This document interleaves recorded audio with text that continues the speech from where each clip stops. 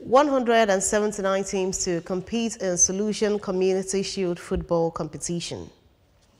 Anambra State Assembly Speaker commends Governor Soludo on education-friendly policies. Telecom operators seek lawmakers' intervention on challenges facing sector. Landslides kills at least 23 people in Cameroon. Before the news in detail, here is a special message. Governor Chukwuma Soludo has called for a total turnaround maintenance of the Anambra State economy and promotion of Koiba values. Let's give him maximum support for the task ahead.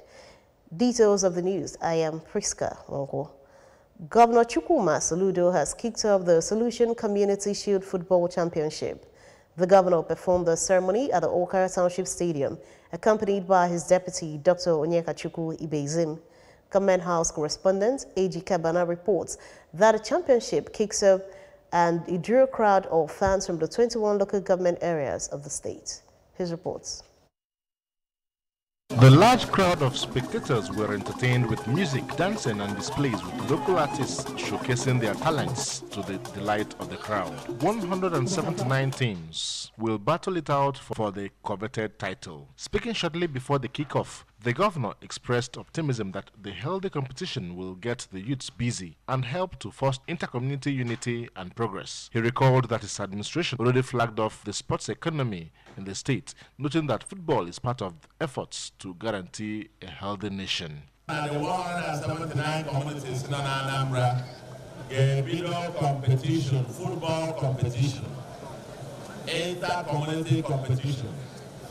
And today, okay, below, it's being kicked off with a contest between Oka community and Ogidi community.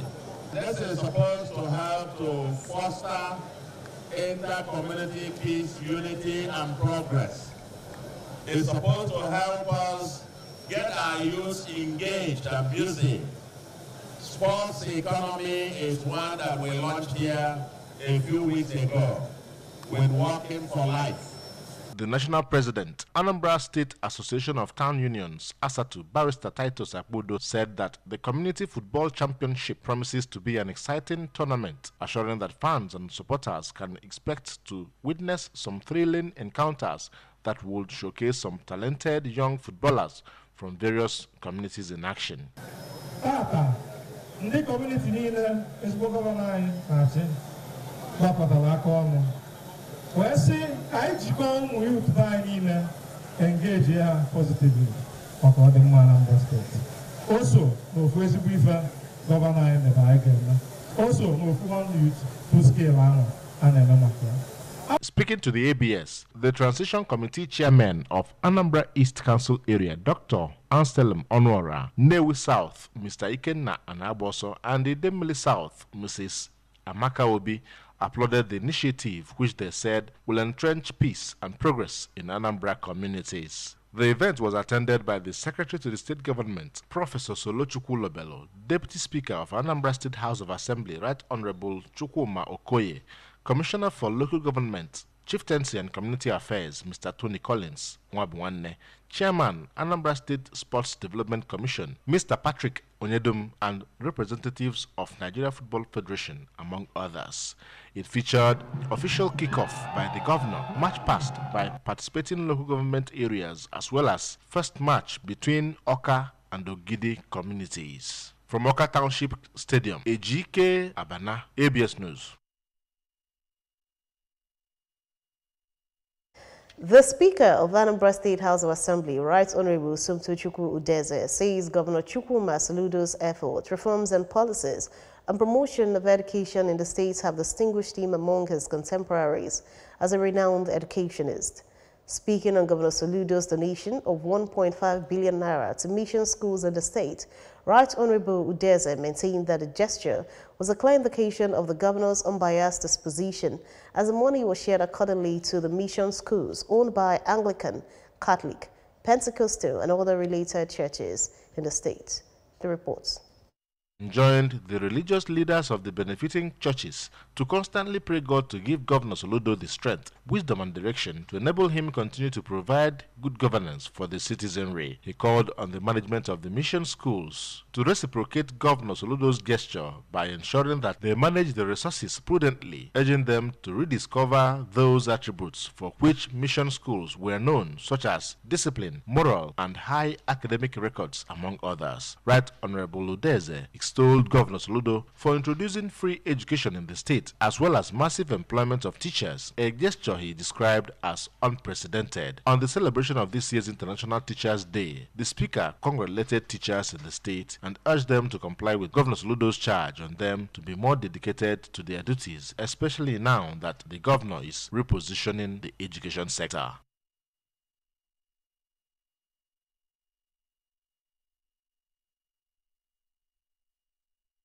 Fulfilled the desire of Governor Chukwuma Soludo of ensuring effective and responsive health system in Anambra State. The Anambra State Executive Council has approved the release of the sum of 299,505,000 naira for the establishment of modern telemedicine hub and spokes system in Anambra State.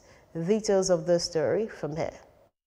Contract was awarded to Kazit Ventures Limited with the completion date of 5 months from the date of the payment of the mobilization fee. Also approved was the release of the sum of 1,605,237,500 naira only for the supply and installment of model laboratory equipment in all the 326 primary health care centers across the state in the 3 senatorial districts. The contract for Anambra North Senatorial District was awarded to Column Milio Global Ventures at the sum of 489,700,500 naira only, with date of completion of 5 months after mobilization fee. That of Anambra South Senatorial District was awarded to Vinley Limited at the sum of 578,981,000 naira only, with date of completion of 5 months after mobilization fee, while the contract for Anambra Central Senatorial District was awarded to Minek Multicare Nigerian Limited at the sum of 531,186,000 naira only, with date of completion of 5 months after the mobilization fee.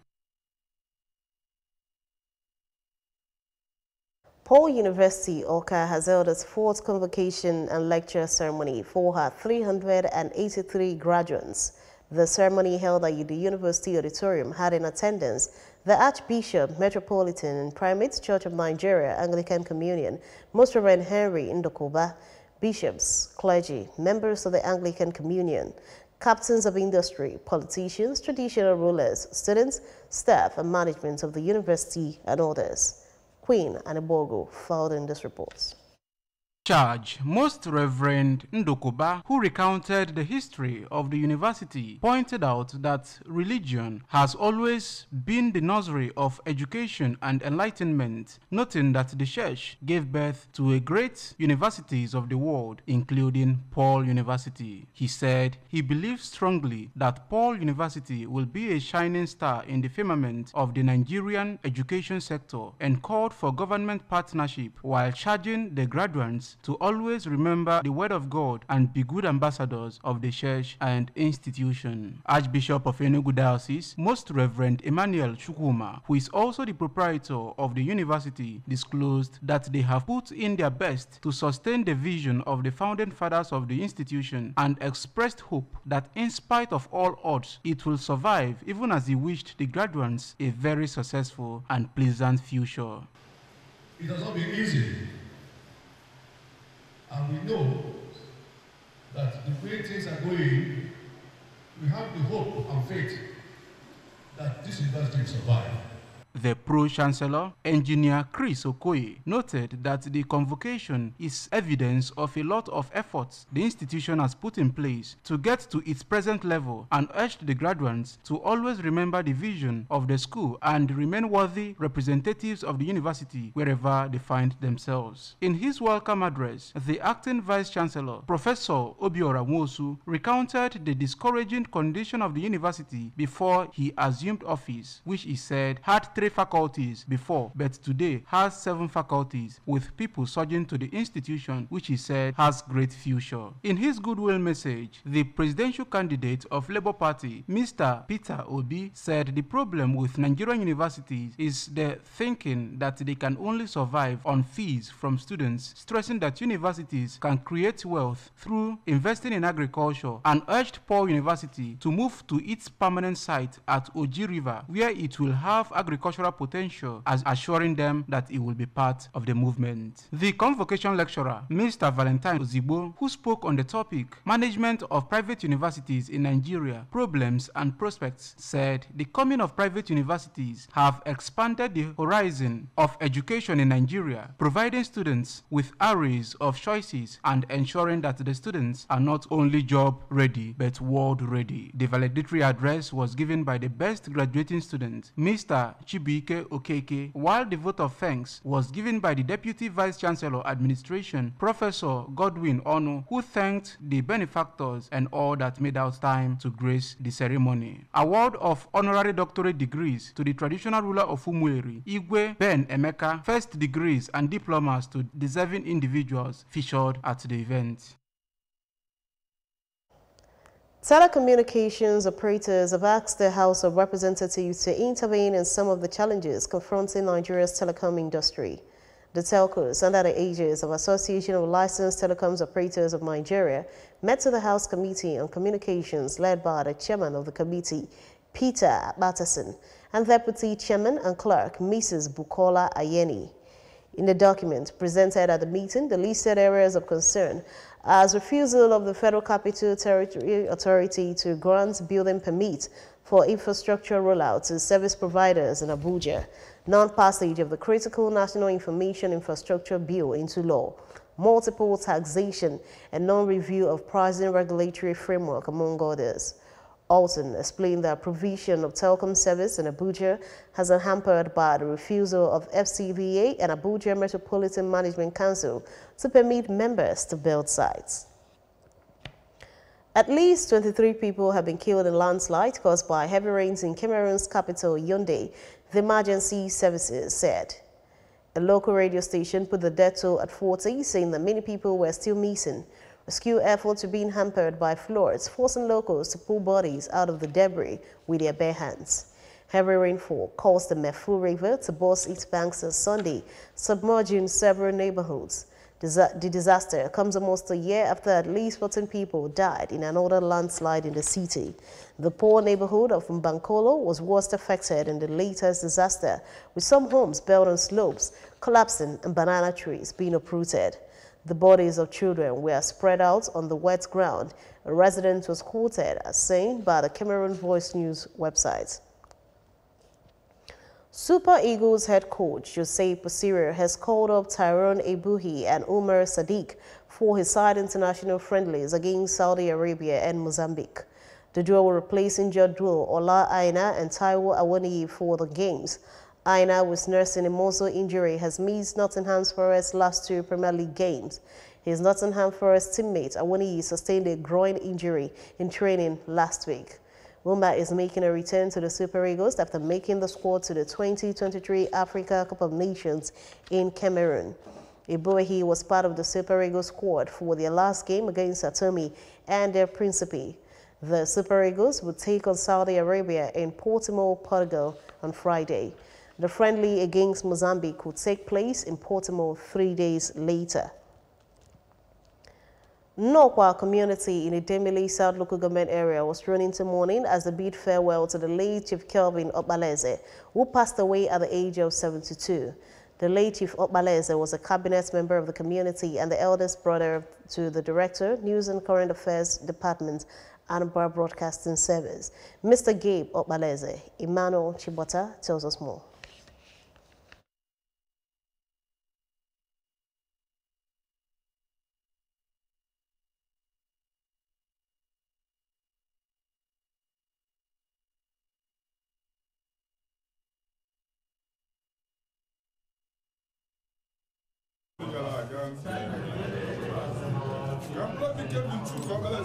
The deceased, popularly known as Nkweleze, Chukwujehu, who hails from Ubili village, Nnokwa, was a Catholic and a community leader. His funeral ceremony brought together gathering of family, friends, and individuals from various backgrounds, including the traditional ruler and the cabinet chiefs of the community who came to pay their final respects. The procession began at his residence before proceeding to the palace of the traditional ruler, Igwe Emmanuel Njama, as part of the customary rite due to the cabinet member. Later, the procession moved to the church for Requiem Mass at St. Mary's Parish, Nnokwa, where Very Reverend Father Aloysius Ikekwe reflected on the inevitability of death, emphasizing that regardless of age, it remains a painful experience, urging the grieving family not to despair, but to find solace in the knowledge that the late Chief Okpalaeze dedicated himself selflessly to serving God and humanity.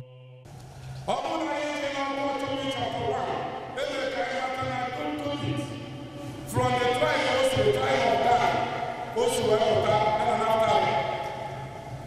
now, I am in Jerusalem. Can